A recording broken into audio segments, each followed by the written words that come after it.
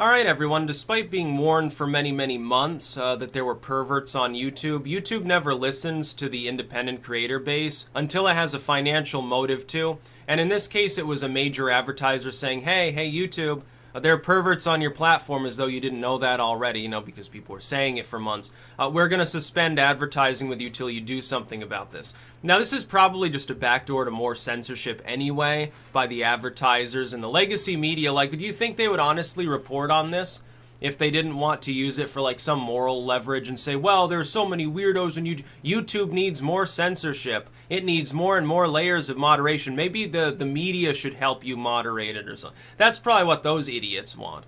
But the thing is, people were talking about this and it's just like the DMCA days. Back in those days, the independent creator base on YouTube told YouTube many times for many months that there was a problem with DMCA. People were getting their accounts taken down, in some cases without any warning, sometimes without even breaching any copyright. Like, I had several of my videos claimed under copyright by a web sheriff or something back then around 2009. They were just videos of me talking and there was no background noise, so it wasn't picking up something in the background that was copyrighted. I'm sorry, there was nothing copyrighted, no imagery, no copyrighted sound, and no copyrighted footage. It was literally just me rambling about religion or something. And it was randomly selected, probably based on a tag or something I said in the video for copyright inclusion. And it took weeks to get it rescinded when that happened back then. They finally improved the situation.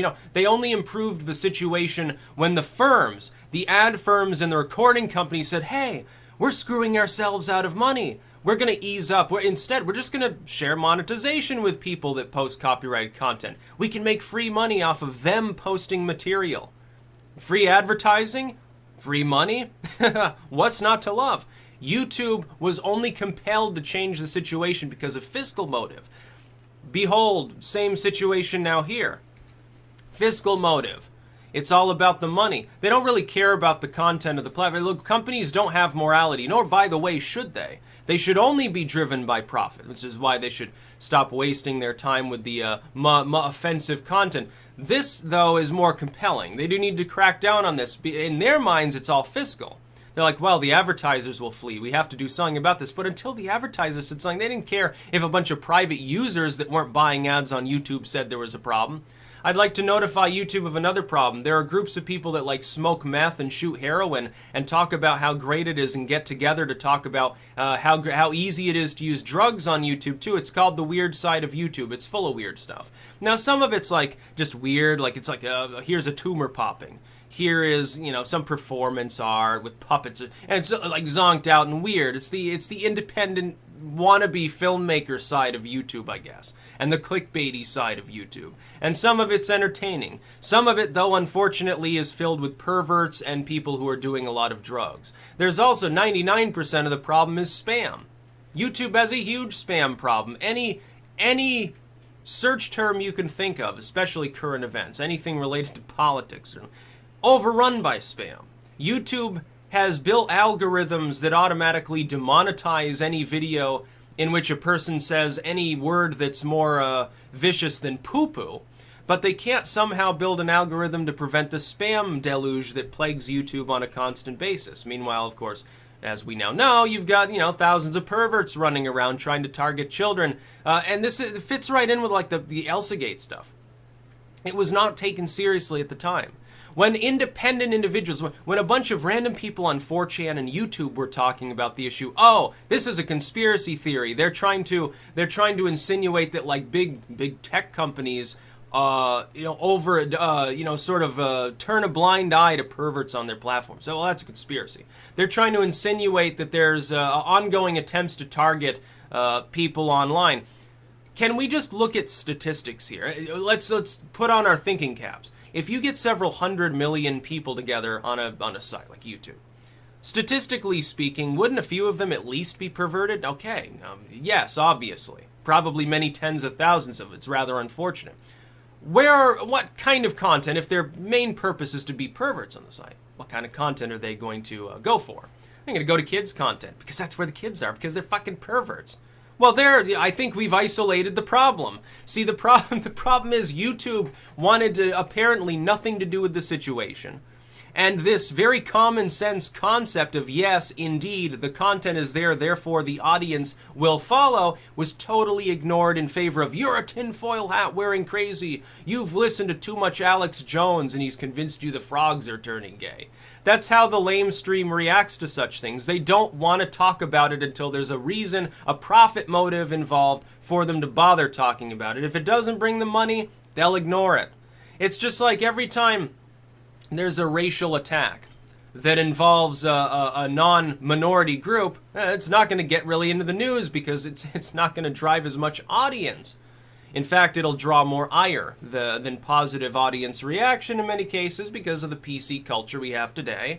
So they're not going to report on it. There's no profit motive. It's all about money. Little hint there to many people, including many of my fans. Look past the grand conspiracy aspect of a lot of the shit that you fixate on and look solely at profit, and you'll find money explains it a hell of a lot more easily. It's all about the greenbacks because money brings power, and that power can give you whatever vices you want unlimitedly. Yeah, sex, drugs, whatever it happens to be. Yeah, you want to cause people to get killed or hurt? Yeah, all you need is a lot of money. Why do you think they want it? They can control things. Great fun to them. It's not some grand conspiracy. These people would stab each other in the back too. I mean, the powerful people of the world. And they frequently do. They're constantly trying to whack off one another. I mean, in the sense of mass murder or assassination. Constantly trying to do that to each other. They don't get along half the time. Might have orgies together, but then they try to poison each other, I bet, at those orgies. It's like the Illuminati would break down anyway because these people would be constantly trying to hex one another. But yeah, there are problems on YouTube with content, and people tried to warn YouTube, and they don't do this because they're like, well, I hate YouTube so much. No, those of us who have been like on the platform for 10 years, clearly we just hate YouTube so much. I hate it so much that I've spent hours a day on it for 10 years. Of course, that makes perfect sense. No, it doesn't. No, we're trying to make sure that the site is solvent and stable and creator-friendly because we enjoy using it. It's like Twitter is basically a lost cause. They kicked Bering off. So at this point, it's like Twitter's on its last leg. They're going to end up kicking off people that are like far left. They'll be like, you're not far left enough. You're not Chairman Mao. There'll be 3 Twitter accounts left. The one pretending to be Stalin, the one pretending to be Mao, and the one pretending to be Pol Pot. That's what Jack will have left. And then it'll just be Jack talking to these 3 bot accounts for the rest of eternity, like a very, very sad, lonely android. That's what Twitter's going to devolve into. I'm glad that I have a Gab account. I strongly encourage you to get one, because if Twitter suddenly fucks off under the wheels of a bus, guess what site's the next up? It's the only Twitter alternative that's got any stability at all. It's good, yeah, it'll be Gab. Money that they raise is enormous. Minds, Facebook is in decline. You should have a Minds.com account. Yeah, and you should follow me there. Link in the description. Alt tech is a good thing. And these alt tech sites, like, I would trust that because they're smaller, at least now, they're more able to police content. Like, you're not going to get the same weird stuff. While the legacy media is looking at, like, Gab or Minds, like they say, that's full of Nazis and weirdos, they're probably, like, perverted neckbeards. The problem's actually on places like Twitter, Facebook, and YouTube. They've had this problem for years. They can't be adequately policed. Now, it would be a lot easier to crack down on criminal behavior on these sites if you weren't wasting your fucking time on people who were merely offensive. You swore too much. You're not multicultural enough. You said the N-word. Who cares? It's not criminal. Leave them alone. Render these sites as public utilities and go after people who are actually engaged in criminal behavior. And I mean like crimes of the victim. Like if they're just smoking pot or something, not really a problem. If they're trying to convince other people, yeah, you should smoke meth, yeah, I'm on the fence about that. I know it's just, it's just speech, but you're encouraging criminal behavior at least. Something that could fuck up someone's life. Okay, that's different. And perverts. Yeah, that content should be removed. I understand. I guess the idea is that it's like, why do you think I didn't want to talk about this? Because I saw tales of people talking about it and getting taken down for harassment. Like literally, you'd point out, hey, this account is putting up perverted stuff, and there are like all sorts of weirdos in the comments section. And you were the one that got in trouble. You actually got flagged down. Oh, you're harassing the user. Even if the user's like, it's some Pakistani bot account that's spitting out 10,000 videos a day, and you still can't call it out for what it is. You're the one who's doing something wrong. You're not the one who's facilitating weirdos. No, you're the one that's getting labeled a Nazi for pointing out that there's a problem in the first place. That's why I didn't want to weigh in on it. Trust me, I was fully aware of this months and months ago. I'm going to talk to somebody maybe in private about it. I'm not going to do anything in public because YouTube's not going to take it seriously, and it probably just endangers me because of profit motive. You got an account that's getting hundreds of millions of views even on totally dubious content. YouTube is going to weigh that because they don't individually police content. They are too busy wasting their time on offensive material.